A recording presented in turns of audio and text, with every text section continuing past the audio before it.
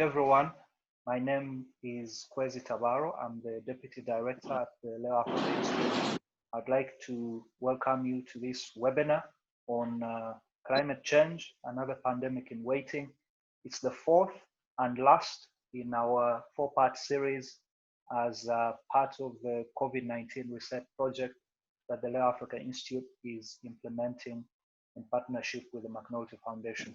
Now, the conversation today has two panelists that our host will introduce much later.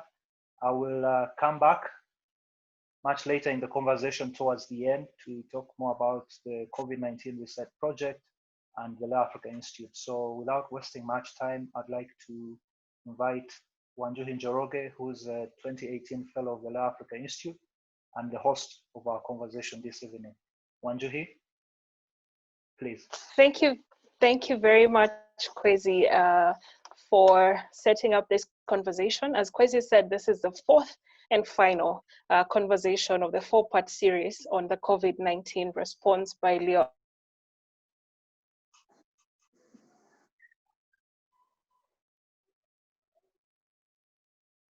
Go ahead, Wanjuhi.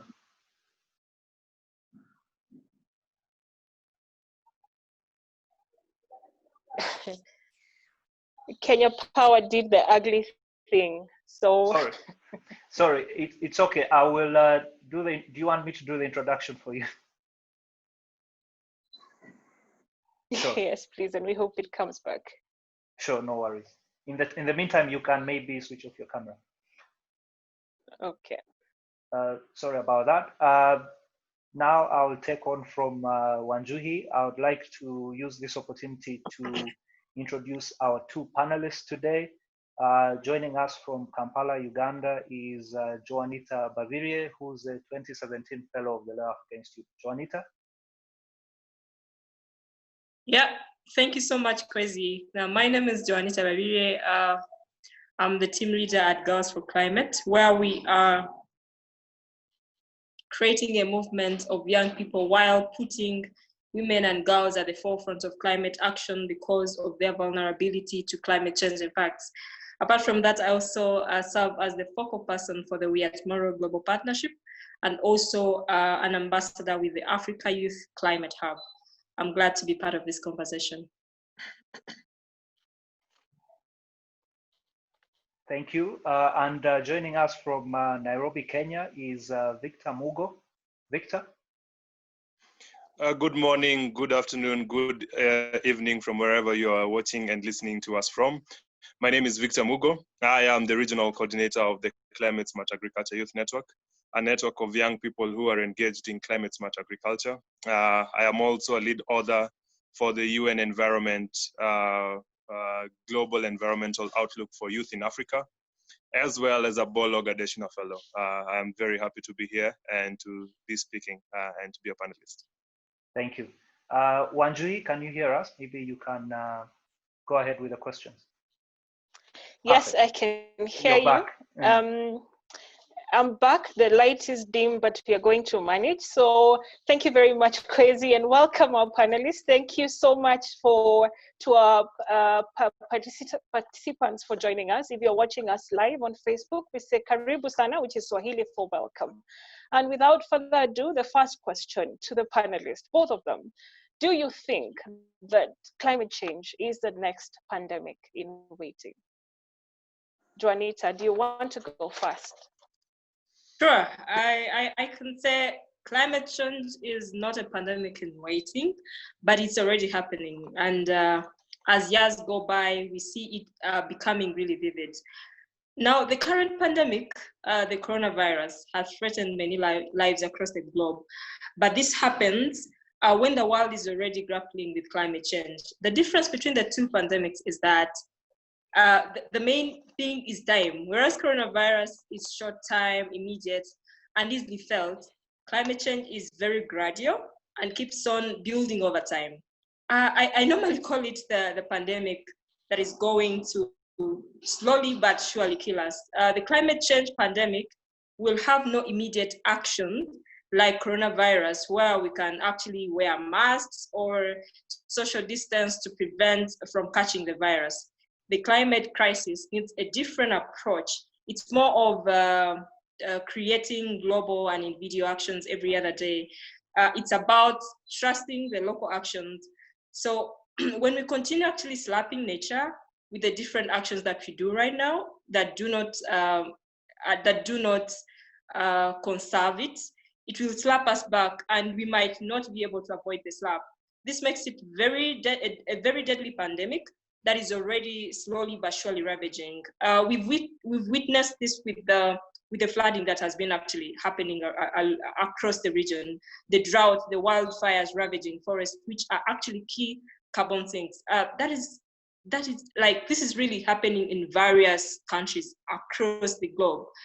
I feel this year is going to be the worst pandemic if we don't actually take collective action. Thank you, Joanitah. Victor, do you agree with Joanitah that it's already happening? The pandemic is upon us. Yes, I would want to agree with Joanitah and say that the only difference between the coronavirus and the climate change is that we have chosen to ignore climate change and that we are sleepwalking into the crisis. I do not want to sound like an alarmist and just give a few facts just to show how the climate change is really a pandemic. So right now, statistics from the World Health Organization show that about 7 million people die every year out of air pollution. And the coronavirus so far has killed 578,000 only.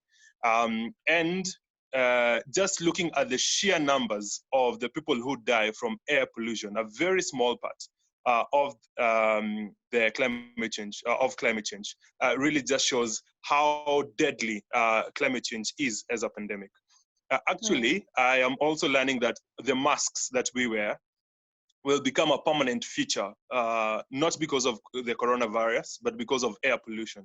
And so we see very many nations, very many countries that are affected by this. A very small portion of the climate change, but is also affecting very many people and is causing very many deaths. And I do not want to by any way belittle the current pandemic that we have of the coronavirus. I just want to say that it's very important that we have a coordinated approach, but as well, we should use the same approach to fighting climate change.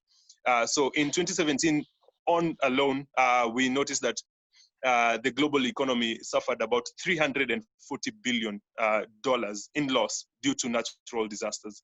So these are floods, typhoons, heat waves, cyclones, droughts, and these are costing countries billions of dollars, destroying homes, destroying infrastructure, destroying livelihood, threatening people's well-being, threatening food security, worsening poverty. And so these are just the characteristics of ballpoint pandemic that we are facing. Right now in East Africa, we're facing the locust crisis, which is also linked to climate change because of the more than wetter opportunities that we have in East Africa right now. We have more breeding ground for locusts. The floods that we're also experiencing in East Africa, as well as West Africa right now, especially in Nigeria and Lagos. So this really just shows that we are in the eye of the storm. We are in a crisis that is also in a crisis. So a crisis in a crisis. Thank you, Victor, and I'm glad that you highlight the numbers. 7 million people die every year, and especially early child in early years. And what I wonder is why governments are not taking this seriously. We've seen the kind of response that they've given to COVID-19. Some declaring war, saying their countries are in war. Others are went into total lockdown. Others partial lockdown. Others imposing curfews. And countries that were not taking this seriously seriously. We saw citizens agitating and demanding that their governments take it more seriously. Why don't we see the same happening in our individual countries? Why are young people, and we are talking about Africa having a median age of 19.7. Why are we not seeing young people being at the forefront of advocating or actively demanding that we have better policies, that we protect our environment? Why are young people and the citizens not protecting their natural resources? Why are we not seeing governments imposing stronger policies to protect our natural resources and mitigate against the adverse effects of climate change? Thank you so much, Wanjuhi. I believe that the big question here is that why aren't we taking coronavirus? Why are we taking climate change as seriously as we are taking the coronavirus? And one of the things that we've seen, and we can give credit where it's due, is that the coronavirus has been met with appropriate and response that is up to scale, that is up to force, and with the right urgency with the crisis. So a crisis deserves a crisis response. But we have not seen any politicking. We have not seen any people disputing facts. We have not seen people disputing science. We've been listening to the experts. We are not playing games with people's lives. But with climate change, I think the only challenge is that climate change usually takes a long time to manifest. And because of that, people might not be able to see the veracity of the effects that it causes. For example, as I mentioned, 7 million people every year who are dying due to air pollution alone. For agriculture that is being affected, the length of the growing season is being reduced. Yield is also decreasing. Agriculture is especially vulnerable to climate shocks. About 25% of the impact of climate-related shocks really affects agriculture in low-income countries. And with this, we can see just how challenging the effects of climate change are, but it still makes sense why we are sluggish, why we are dragging feet in solving the climate crisis. Thank you very much, Victor. Joanitah, you advocate for young people's inclusion in national climate change policies. However, we are seeing African countries struggling to formulate, strengthen, and implement national policies on climate change. So why don't we see governments trusting young people more and entrusting them to support and assist them with the formulation and implementation of these policies? We are talking about African countries being among the first countries to ratify the Paris Agreement. But then when it comes to implementation, there seems to be a missing link between the implementation and ratification. When you go to the African Union, for instance, their climate change policy is still in draft form since 2017. Kenya passed an act of a climate change act in 2016, but this is yet to be implemented. How can young people get involved, and how do we get governments to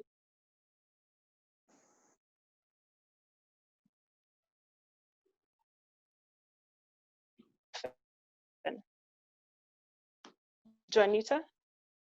Yeah. Okay, cool. So I thought you're continuing. Cool. So we have seen various countries, actually you're right. Most of the African countries were the first ones to sign the Paris Agreement and also submit their first drafts of the indices, but we don't see action on ground.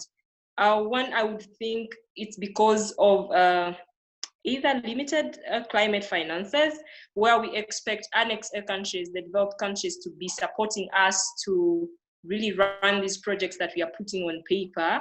And with the limited resources, we've seen governments not actually implementing them because the Green Climate Fund maybe is not yet very stable, or the budget is still low to support these different things that are put on paper. But I would say also most African countries are struggling with formulation, strengthening, and implementation of climate change policies, because I feel they're viewing everything from an obsolete perspective. Policies that they're making are looking nice on paper, and they're not willing to get on ground to implement them. And when they want to do implementation also, they have continued to only trust organizations with very bureaucratic systems that never work in this new era. They have continued to neglect and make it hard for young people to create a table and make decisions from our current perspective. Because of this, young people have therefore resorted to finding their own indirect ways to be part of policy formulation and implementation, one of which is seeking international pressure and forming coalitions with young people from various countries where youth are given active spaces of engagement to push for inclusion, and embassies are actually always supporting them because they are in touch with other young people in those particular countries. I would mention the Embassy of Netherlands that is always pushing for youth in policy in the Netherlands, and also in Uganda right now, that they're supporting young people to actually take up spaces in policy formulation, implementation, and strengthening them. Also, young people have continued to find their own ways to actually push for these policies through protesting, formulating demands, and trying to be seen. And I think also as young people, we fail to find our space sometimes because governments have not trusted us very well. And I would say, as young people, we are also trying to gain knowledge and engage in research and specialize in different subjects and networks to show our added advantage. We have to prove ourselves to the government so that they can actually allow us to be part of the policy formulation, strengthening, and implementation. Because I feel when we are informed, we can easily be trusted and appreciated. We should also continue to specify our demands and direct them to the right people. At times, we do not actually have the capacity to find the right people, but young people have always tried to find their space in that sense. And currently, I think young people have gotten the toolbox that has different tools in a way. For example, tools of interaction, communication, publicity, coercion, knowledge, protesting. And I feel like we should choose specific tools for different goals, moments, people, and with this we shall be able to be engaged. When we also need to entice young people to join policy by making it a bit of fun. As young people, we have the energy, and I feel there is need for fun in this policy. And as an advocate for youth inclusion in national policies, I've tried to follow up on how we can try to push for policies and make it a bit fun for young people. And for example, Fridays for the Future, that is actually always protesting every Friday. 350 Africa has also continued to pull artists, poets, musicians together to create content that is aimed at calling governments to divest in fossils. And their recent campaigns, I think, is blocking the East Africa crude oil pipeline project and calling out the financiers of the project and creating awareness among affected communities. And I feel this is a way, and it has attracted very many people from all sorts of professions and angles. Thank you very much, Joanitah. Victor, Joanitah talks about young people doing things in their individual capacity, especially in policy formulation. But how can we bring these more pockets of success together? And making reference to your network of climate smart agriculture youth network, how has it helped bring young people in agriculture together, and what are some of the benefits being a member of such a network can derive as a member of your network? Secondly, she also mentioned about financing being a big challenge for governments in Africa. How do you think the government can circumvent, if you're able to tackle it, how can governments be able to circumvent this challenge? Thank you so much, Wanjuhi. And just to speak about our network, we are a member-based organization of young people who are involved in agriculture. And so what we have are members from different places, from different counties in Kenya, also in 18 countries in Africa. And one of the things that we've noticed is that once young people transition into agriculture, they find it extremely difficult to do agriculture, because agriculture and the way it's done from from time immemorial has been done in a very traditional, very manual, very backbreaking kind of way. And so what we want to do is to ease the transition of young people once they get into agriculture. And not just get into agriculture, to engage in climate smart agriculture. Agriculture that takes into consideration the changing climate, that they can build their resilience to the effects of climate change, and they can always be one step ahead of climate change. And so what we do is to provide the technical expertise to these young people so that they can have the right information.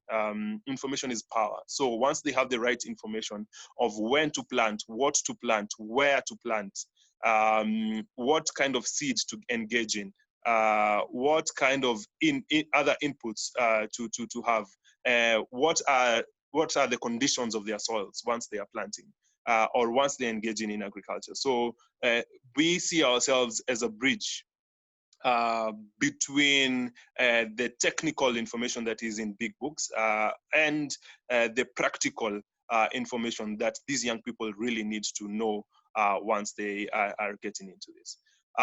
For a long time, I didn't think and I did not believe in the power of government, really, in fighting climate change.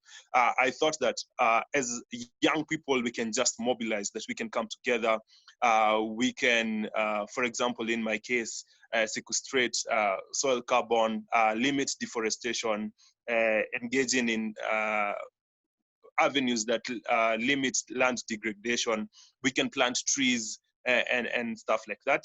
And with that, I thought that that will be enough to fight climate change. But what I discovered was that all this contributed to just 30% of the fight towards climate change. And so we really need governments in place. We really need policies in place. We really need to shift our thinking. And because the way to tackle climate change really requires a fundamental shift, a business as usual approach. We need to look at our industries, our transportation, our energy, just to have a chance to fight climate change. And so that's why I think governments really play a big part. But as well, and as mentioned by Joanitah, is that governments might not have the requisite finances to do this.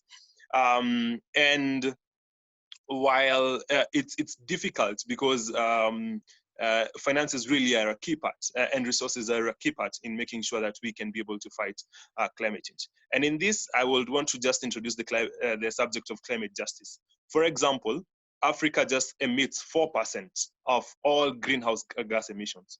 All the other continents emit the other 96%. And so we are disproportionately affected by climate change. So most of the low-income countries really face the brunt of climate change. And so this just brings into perspective the aspect of climate justice, that those who are engaging in industrial activities that exacerbate climate change really need to compensate for countries who are most affected and contribute the least. And so I think going forward, this discussion is something that should take preeminence. The Green Climate Fund as well, that this really take into consideration countries such as those in Africa that do not emit, but also face the brunt of climate change. Thank you very much, Victor. Joanitah, we celebrate and recognize your work in ensuring that girls and young girls and women are at the forefront of climate change activism. However, we realize that gender-based violence is on the rise with COVID-19, and climate change is also considered as one of the aggravators, considering every time there is a disaster, there is loss of natural resources, there is reduced incomes, we experience domestic violence, and most people who suffer are women and children. Do you think that climate action can address this, and how can it address gender-based violence? Yeah, I really agree that climate change has contributed to gender-based violence. you know, women and men experience climate change differently due to the social cultural structures that have been built over time in largely patriarchal societies. And due to the roles that exist, women are still very much looked to be caretakers and still food gatherers. Now, this role comes with frequent interaction with the environment. And women in most in Africa are still responsible for fetching water, firewood, and they still cultivate more than half of the food that is consumed, even as they have no actually much rights over land on which the food is grown. With this power relations, women's vulnerability has worsened in face of climate change. Now, the inequality that exists manifests affects the way communities and individuals are adapting to climate change. Society has built systems that make the difference actually noticeable, and was still created a big gap to access spaces of decision making in regards to climate action. Now, I would say we can put gender-based violence also as part of the impacts of climate change in a way, but also women's access to food, to feed their families, to access safe water, energy sources become worse in times of scarcity. And this means they set aside more time for household work while compromising school for millions of young girls and time for economic activity for these women. And this is how climate change actually both pushes inequality and expands the gender gaps that are already existing. This has not only exposed many to increased risk of violence, but also when it actually floods, the level of exposure of water contaminants may be intensified, and they lead to health problems. And the health problems that result from that are normally faced by the women. And because of these reasons, a pandemic might affect women more. Climate change is the only solution to these challenges. And I will bring out your question on climate action. Now, as Girls for Climate, we actually put women and girls at the forefront because we have the good news that the women's indigenous knowledge and experience with the environment can help us bring new approaches, and this can only happen if we put them at the forefront. They are well aware of the environment, and they're the stewards of the environment. And we feel they can bring out all the approaches that we need in terms of water, in terms of energy, in terms of all different sorts of food, because they're actually the gatherers. So we need to continue actually supporting and involving them in green businesses to contribute to their income rise, because as they are doing all sorts of things, they also need income, like to have their levels of income up there. That is when they also appreciate the different initiatives that are being created, or the different approaches that we are taking right now. And I feel like also engaging the women and girls in prototyping these new energy solutions will help us avoid nature destruction, because they go in searching for firewood, and when we actually give them or involve them in prototyping new solutions, it's a very I think awesome thing to do to engage them more. I would also say that when we see the different conversations going on, we have seen that women in the local communities have been sidelined. When you go when we go for big conferences, you only find a few women. We the women that are really empowered and not so much affected with the way that we work maybe at household level, are the ones going for these kind of conferences. But how do we even bring the woman that is using this kind of, who is using the firewood, to be part of these conversations? So I feel there is need to also bring them on the table of decision making, and engaging them in drawing the adaptation plans to build this community resilience. Yeah.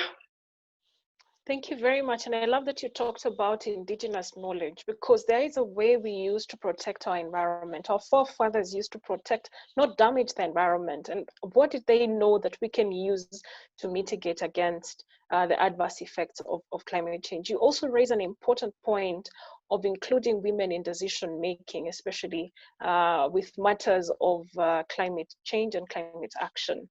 Victor, Kenya is expected to lose approximately 13.6 billion. And I make reference to also your article, which said 130 people are staring at chronic hunger due to COVID-19.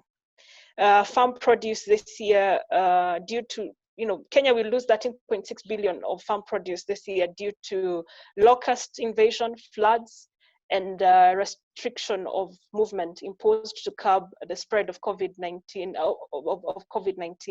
Even before the global pandemic broke out, food insecurity was a serious concern throughout sub-Saharan Africa. According to Food, an agriculture organization, 239 million people in the region were undernourished as of 2018.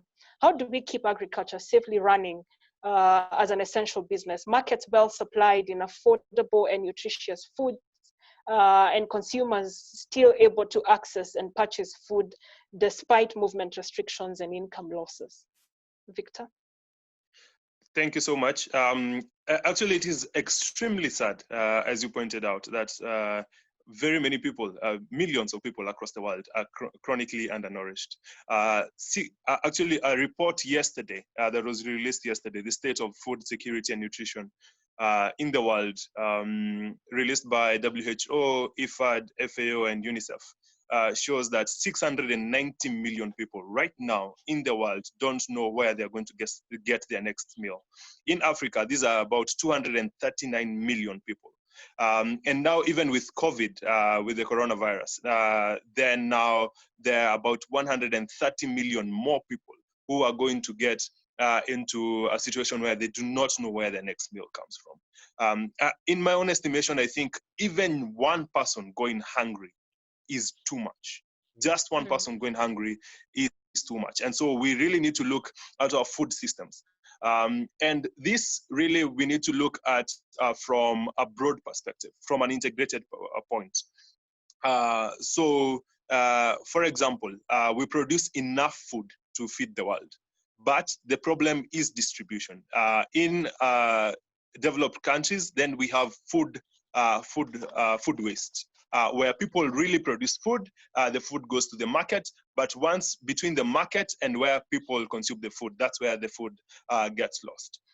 In Africa then, or in low developed countries, then we have food loss, where between the where it's produced and before it gets to consumption, then the food is already lost. So we really need to look at these things because we lose about a third of the food that we produce. So it's useless that we produce food that requires a lot of water, that requires a lot of energy, that requires a lot of finances and resources to make sure that it gets to the plate, but that food is never consumed. And so we really need to look at how we handle food, not just that we produce enough food, but also how we consume it and the way we also handle it. The other thing that we have also noticed is that this is coming at the backdrop of climate change that has really affected food systems across the world. Climate change really makes the food systems really vulnerable. Value chains really have been exposed to show how soft an underbelly that they have.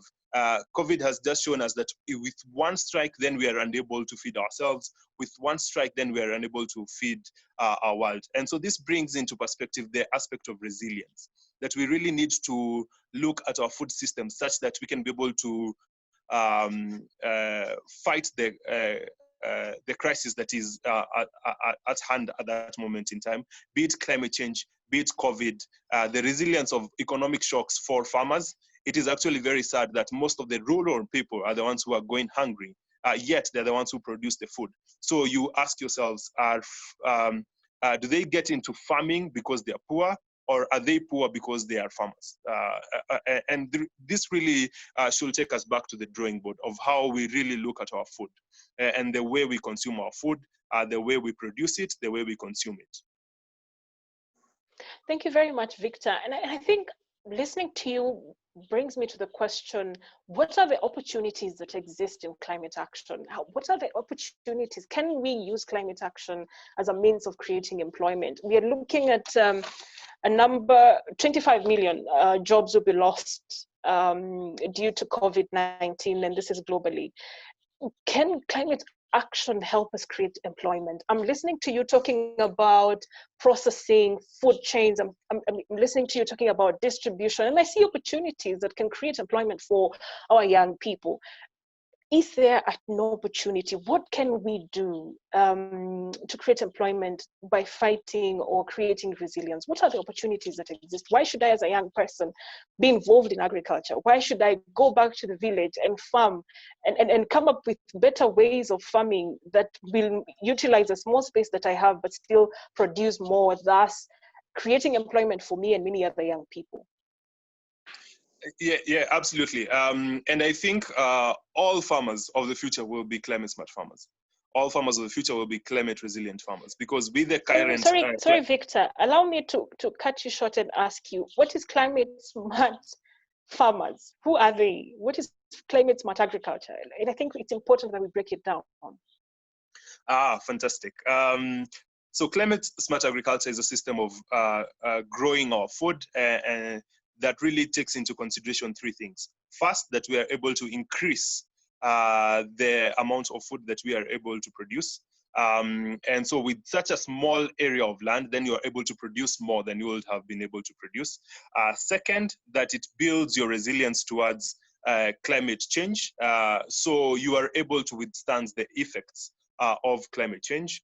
And third, that you're able to contribute or be able to mitigate or to reduce the amount of greenhouse gases that are emitted through agriculture. So actually, you will discover that agriculture plays a two-part throng, where it contributes towards climate change by releasing a lot of greenhouse gas emissions. Actually, agriculture is the largest contributor for deforestation, is also a large contributor for biodiversity loss. So it contributes towards climate change and greenhouse gas emissions. But as well, it is also very much affected by climate change. The effects such as droughts, floods, cyclones, heat waves, all these really come back to affect our agriculture. And so really, climate smart agriculture is taking climate change into consideration once we are farming. And so just to our point on the opportunities that are in climate smart agriculture. First is that we will require a lot of information.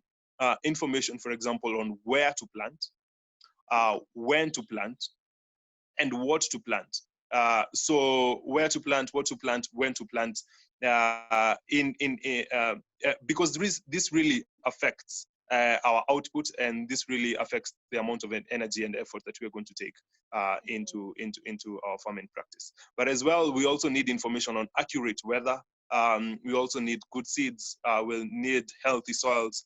We'll need stable and structured markets. We'll need consistent policies. And all these are part of climate smart agriculture. We look at the whole value chain from the time you decide to plant till when the food is produced and consumed.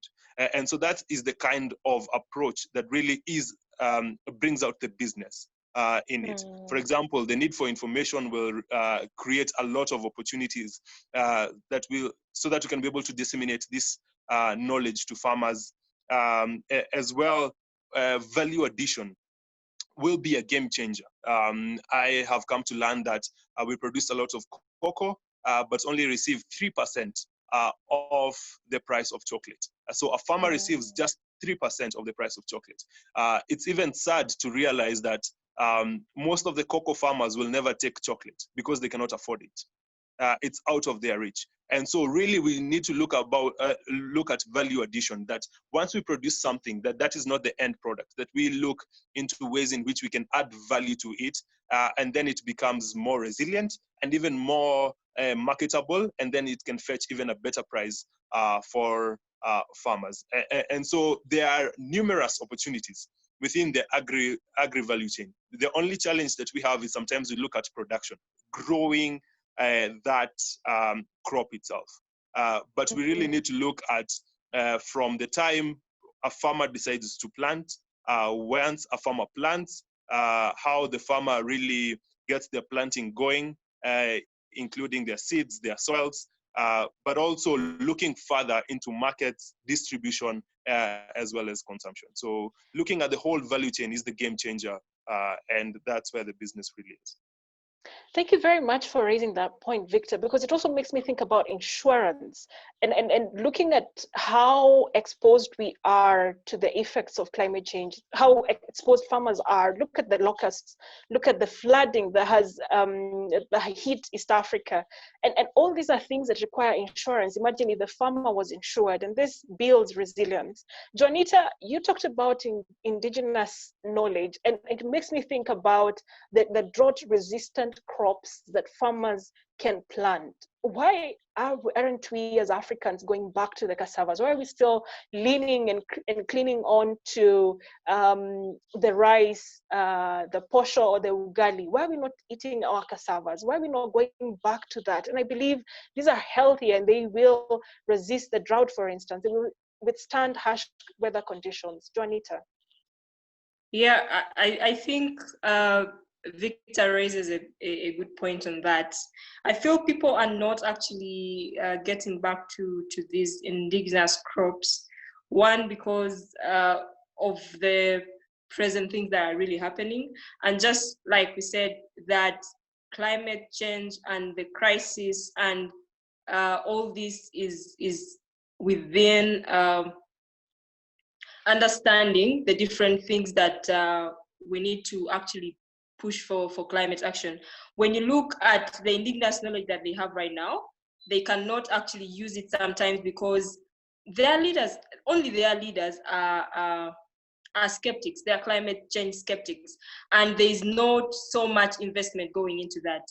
We have very many young people, when you talk about opportunities, we have very many young people who are willing to actually have startups that are in line with green business. But these actually, I think, don't see their first birthdays, because as they are pushing for this, they also expect some investors to come in and invest in this kind of thing. And investors have not really gotten that knowledge on the future of the planet, the future of business.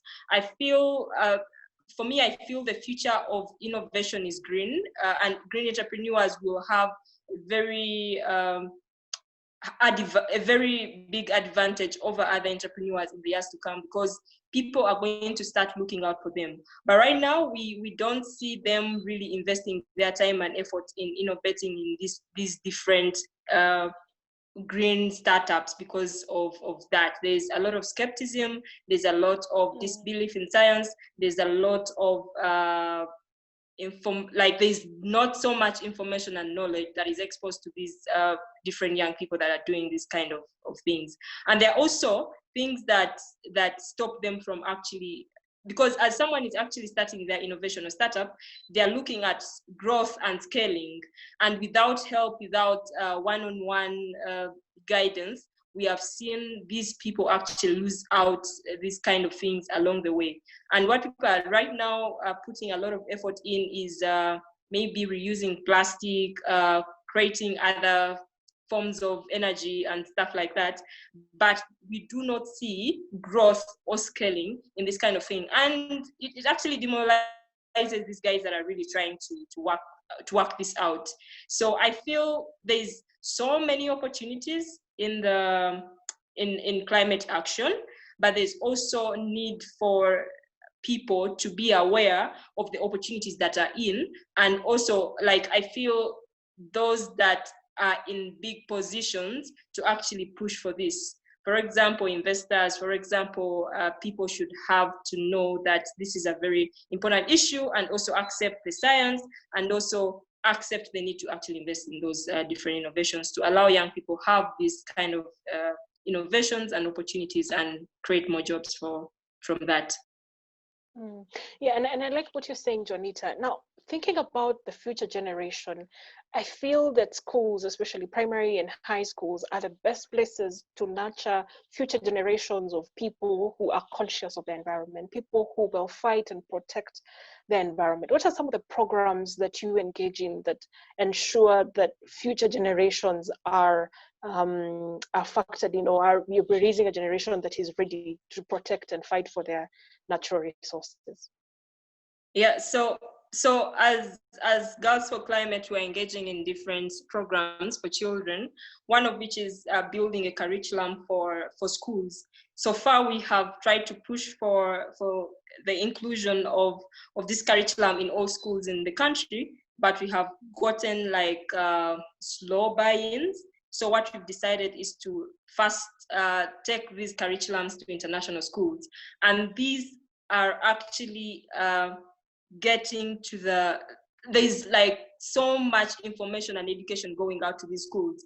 And we are still pushing for this for the national schools as well. So involving children in this way under our Young Environmentalist program is trying to create or disseminate information on climate change. And I feel when we continue pushing for this, I think we shouldn't be really worried about the future generation if we are pushing for information dissemination in this kind of way. We are also involving youth in different leadership programs as climate captains, where they're working with communities. And in these communities, we have climate action groups. Now, every community has gotten a climate action group, in that when something occurs in your community, you don't need to call Joanitah, you don't need to call Girls for Climate, but as a community, you come together to fight this kind of havoc.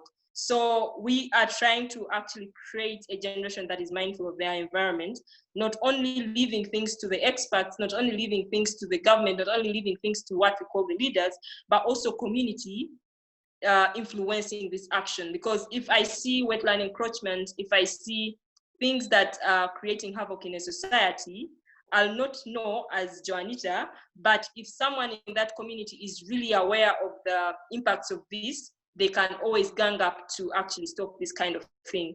And I feel this is a very good model to actually disseminate this kind of information, to actually call for collective action. And also, I think there's need to teach more people about climate change. There's people are now in the bubble of climate action is only planting trees.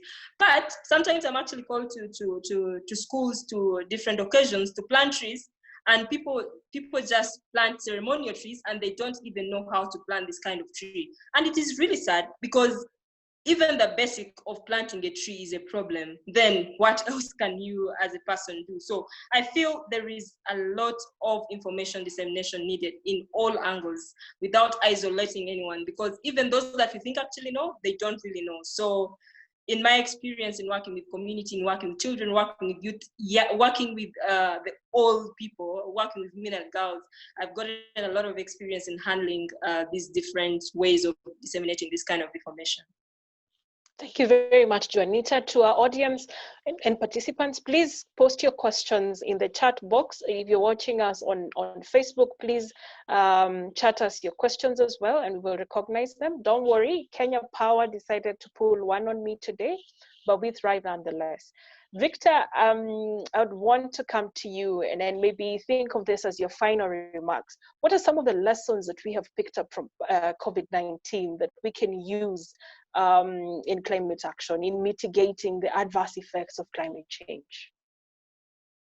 Okay, before I start on that, I think as well, I would want to back Joanitah and say that education really is the power that we can be able to use to change, especially young people. And so integrating climate action and climate education to young people really can be a game changer for the climate action discourse. So we will be transforming young people just from mere spectators, mere stakeholders, into active participants. And so imagine a case where all these young people in Africa are champions and guardians of the planet. So that will be a game changer for us. So I think it's really important that we take into consideration climate education. As well, I would want to say, and to just reiterate what she said about not just planting trees, because that's the only thing that most people think about once they think about climate action.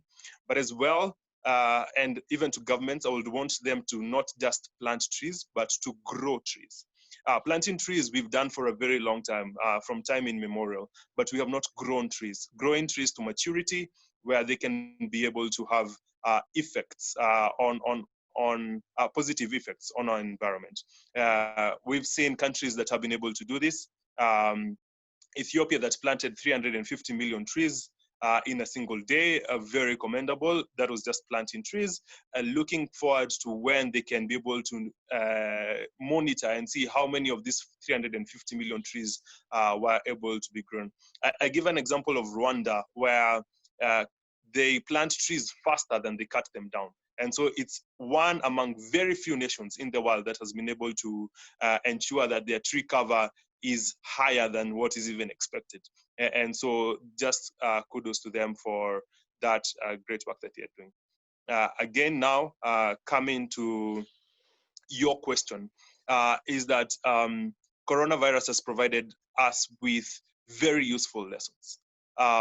First is that a crisis is just, for example, the COVID crisis is just a fire drill of the effects of climate change. So the way we have dealt with the crisis is the way we should deal with climate change as well.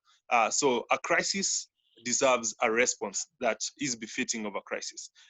And so we should really look at ways in which we can be able to ensure that we do this.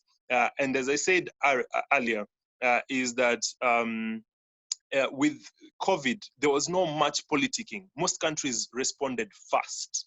There was no disputing of facts and creating alternative facts and denial about this. People really accepted what scientists had to say and what science really, and experts, what they had to say. And there was no playing games with people's lives, because that's what we are doing with the climate crisis.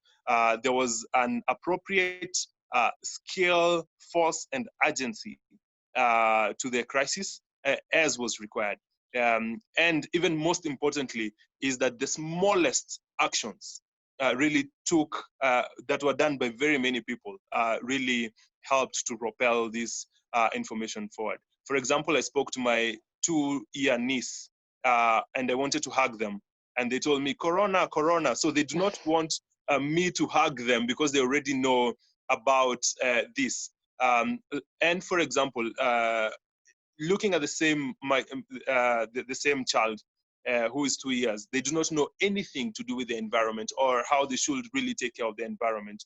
And so the same measure that we have used with the COVID-19 crisis, then we should use with the climate crisis.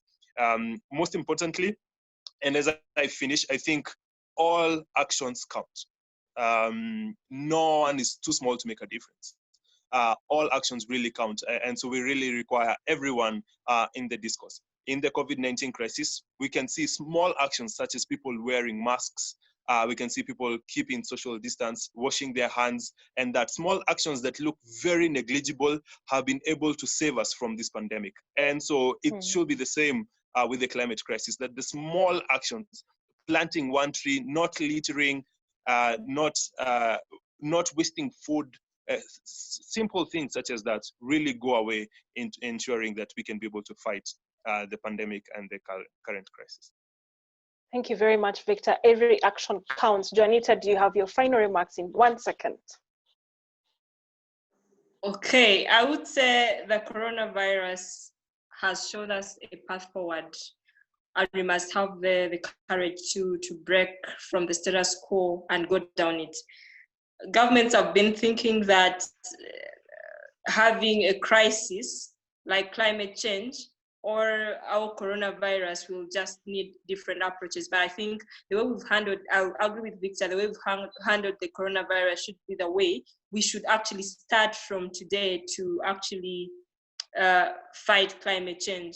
And I also say the same thing. We should know that the local actions that we do as individuals are contributing to the global impact, because climate change is a global pandemic, and it requires our small local actions and individual actions. For example, carrying your bottle of water. For example, just planting a tree on your birthday, or just a mere walking instead of actually driving your car, or switching off your lights when you're not actually using them, closing your tap when you're not using it. These are small actions, but actually create a very, very big impact on the global scale. So I would also say that the coronavirus should be our benchmark to starting a green recovery. Countries should already create their green recovery plans, because at this time we are like resetting, and I feel it's very, very important for us to start from now to reset and try to do the things that we're not doing before, because this is the new normal, and we should also start with the small things that we can do as the government with implementing some of these things. Yeah, and if as young people, yes, if we are in for this, I feel it's actually going to be a long run, because we are not going to see change as we do the action, because action is actually long term. Thank you very much. And even reducing our meat intake and leaning more towards plant-based proteins as opposed to meat. That's it from us. I'm going to hand back over to Kwesi. I think from me is thank you very much to our panelists. Thank you very much for your contribution. The 3 previous conversations, as well as this one, are available on LéO Africa Facebook page. And it's important to add that the 2 panelists have written 2 great articles on climate change that I would encourage you to read. They're available on the LéO Africa website, the COVID-19 reset page. Over to you, Kwesi. Thank you very much, Wanjuhi. And on behalf of the LéO Africa Institute, I'd like to take this opportunity to thank our panelists and you, the host, Wanjuhi, and all our attendees for sparing time for this very important and critical conversation of our time. So thank you very much, Wanjuhi Njoroge, who's the founder of People Planet Africa, based in Nairobi, Kenya, and also a class of 2018 valedictorian of the Young and Emerging Leaders Project. Thank you very much, Victor Mugo, also from Nairobi, who is a climate activist based in Nairobi, Kenya. And thank you as well, Joanitah Babirye, who's a 2017 YELP Fellow and a team leader at Girls for Climate Change. As Wanjuhi mentioned earlier, today's was the 4th in our 4-part series of conversations hosted by the LéO Africa Institute in partnership with the McNulty Foundation. At the beginning of April, I think, the LéO Africa Institute tasked its network of fellows and associates to utilize this crisis of the coronavirus that the world is going through and that has really upended in every way the way the world operates, to reflect on the kind of actions that we can take individually and collectively within our communities to reimagine and recreate a new future for the world and for our communities. And through various conversations on jobs and the future of work beyond COVID-19, industries and ideas for the world beyond COVID-19, between leadership and chaos, leadership in a pandemic, and today's ultimate conversation on whether climate change is the next pandemic. We've had pretty much it all from our associates and our panelists, and we believe our network and everyone who has had chance to participate in these conversations has had their worldview and appreciation of these matters very much enhanced, and they appreciate the contribution that each of us can make towards making the world a better place. So with that said, on behalf of the LéO Africa Institute, I'd like to thank you all and congratulate you all for being part of this very critical series of conversations. And hopefully we shall look back at this 50 or 60 years from now and say, look, when the world was going through this very tumultuous time, we stood as young people and had our say. So on behalf of the LéO Africa Institute, I'd like to thank you everyone who participated in this conversation, and to inform you once again that these conversations are available on the LéO Africa Institute website, on the LéO Africa Review website, on our YouTube channels, and on all our social media platforms. So thank you very much, kwaheri, and see you soon.